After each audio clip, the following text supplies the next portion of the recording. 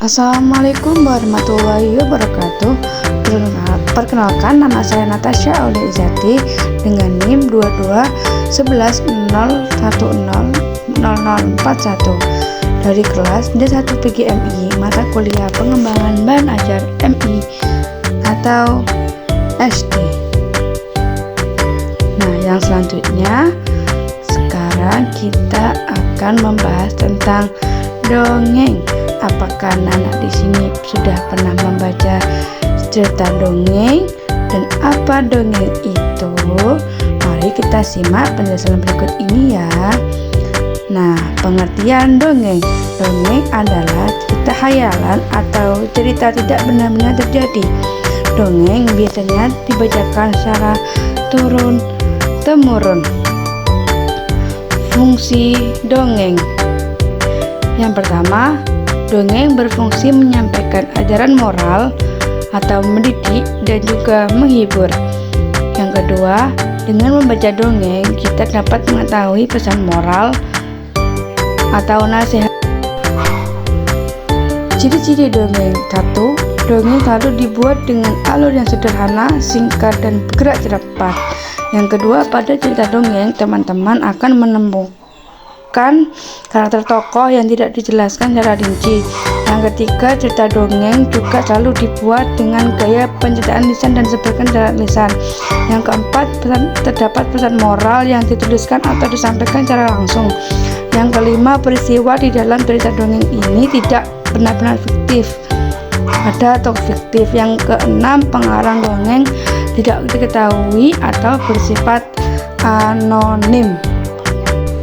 Jenis-jenis dongeng. Yang pertama, fabel. Fabel adalah cerita dongeng tentang binatang-binatang. Pada dongeng ini, biasanya tokoh yang diceritakan adalah binatang-binatang. Contoh dongeng fabel adalah si kancil dan si buaya. Yang kedua, jenaka. Cerita jenaka adalah cerita lucu yang bisa membuat banyak orang tertawa. Jenis dongeng satu ini akan memunculkan perasaan senang saat mendengar atau membaca. Contoh dongeng jenaka adalah si Kabayan. Nah, yang ketiga yaitu legenda. Legenda merupakan cerita yang berhubungan dengan kejadian sesuatu atau suatu tempat, atau cerita asal-usul munculnya suatu tempat. Jenis dongeng satu ini terdapat di wilayah Indonesia karena banyaknya tempat bersejarah. Contoh cerita legenda adalah terjadinya Danau Toba, asal-usul Banyuwangi, dan lain sebagainya. Yang keempat, mitos. Mitos merupakan dongeng yang berhubungan dengan kepercayaan masyarakat tertentu. Cerita ini biasanya tidak masuk akal karena berhubungan dengan hal-hal gaib. Contoh mitos yang cukup terkenal adalah cerita Roro Jonggrang. Yang kelima, sage. Cerita sage merupakan gabungan antara cerita fabel dan legenda. Pada cerita ini akan ada unsur sejarah yang tercampur dengan fantasi rakyat. Salah satu contoh sage adalah Tutur Tinular. Yang terakhir adalah parabel.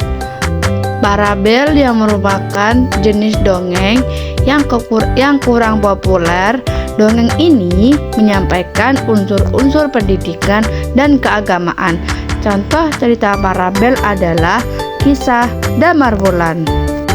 Selesai sudah penjelasan tentang pengertian dongeng, fungsi dongeng, jenis-jenis dongeng.